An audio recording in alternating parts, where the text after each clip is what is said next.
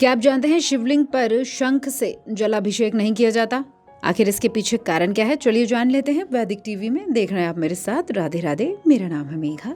शिवरात्रि का पर्व इस साल 18 फरवरी शनिवार के दिन है। शास्त्रों के अनुसार इस दिन भगवान शिव और देवी पार्वती का विवाह हुआ था। एक अन्य मान्यता कहती है इस दिन भगवान शिव ज्योतिर्लिंग के रूप में प्रकट हुए थे। धार्मिक मान्यताओं के अनुसार महाशिवरात्रि पर व्रत, पूजा और जलाभिषेक करने से जीवन की बड़ी से बड़ी परेशानी दूर होती है। लेकिन शिव जी की पूजा में आपने कभी भी देखा होगा कि शंख का प्रयोग नहीं होता। क्या आप इसका कारण जानते हैं? इसके अलावा भोलेनाथ पर केतकी का फूल भी अर्पित नहीं किया जाता। ऐसा क्यों है? शिव पुराण के अनुसार शंखचूड़ नाम का एक महापराक्रमी दैत्य हुआ था। शंखचूड़ दैत्यराज दंभ का पुत्र था। दैत्यराज दंभ को जब बहुत समय तक कोई संतान नहीं हुई, तब उसने भगवान विष्णु की कठिन तपस्या करी। तब से प्रसन्न होकर भगवान विष्णु प्रकट हुए।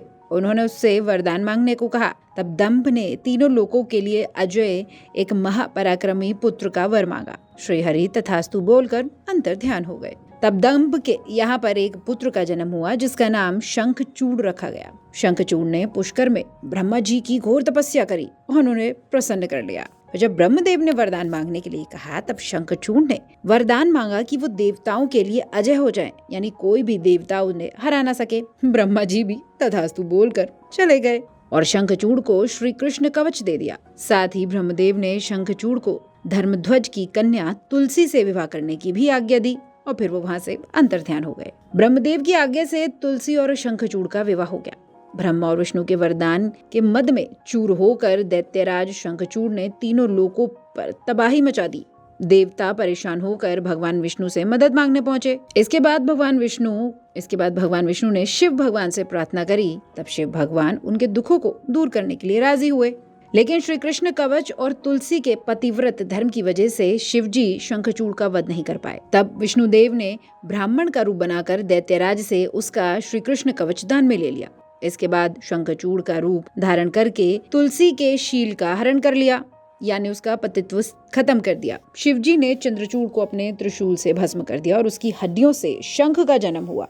क्योंकि शंखचूड़ विष्णु भगवान का भक्त था, अतः लक्ष्मी विष्णु को शंख का जल अति प्रिय है और सभी देवताओं को शंख से जल चढ़ाने का विधान भी है। परंतु शिव भगवान ने उसका वध करा था, इसीलिए शंख का जल शिवजी को निषेध बताया जाता है और यही वजह है कि शिवजी पर शंख से जलाभिषेक नहीं होता। इसके अलावा केतकी का फूल भी नहीं चढ़ता भगवान शिव पर। शिव पुराण की कथा के अनुसार माना जाता है कि केतकी के फूल को भगवान शिव ने अपनी पूजा में स्वयं ही त्याग दिया था। पौराणिक कथा कहती है एक बार ब्रह्मा जी और भगवान विष्णु में झगड़ा हो रहा था कि दोनों में से ज्यादा बड़ा कौन सा है। इसका फैसला करने के लिए भगवान शिव को आना था। शिव जी की माया से एक ज्योतिर्लिंग सामने आया। शिव जी ने कहा कि ब्रह्मदेव और श्री विष्णु में से जो इस ज्योतिर्लिंग का आदि या अंत बता देगा वही बड़ा कहलाएगा, यानी ये बता देगा कि ये ज्योतिर्लिंग कहाँ से शुरू हुआ है, कहाँ खत्म होगा, वही बड़ा होगा। ब्रह्मा जी ने ज्योतिर्लिंग के नीचे की ओर जाने का निर्णय लिया और उसका आरंभ खोजने चल पड़े और विष्णु भगवान उसके ऊपर की ओर चल पड़े। काफी देर बाद ब्रह्मा जी ने देखा कि एक केतकी का फूल भी उनके साथ नीचे आ रहा है। ब्रह्मा जी ने केतकी के फूल को झूठ बोलने के लिए तैयार किया और वो भगवान शिव के पास पहुंच गए।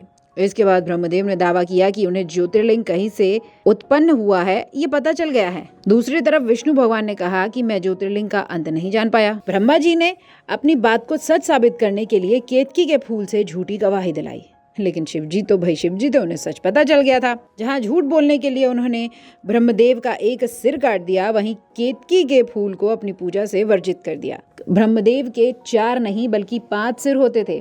आपको ये जानकारी कैसी लगी हमें कमेंट बॉक्स में जरूर बताएं। अभी के लिए वैदिक टीवी में इतना ही। राधे राधे।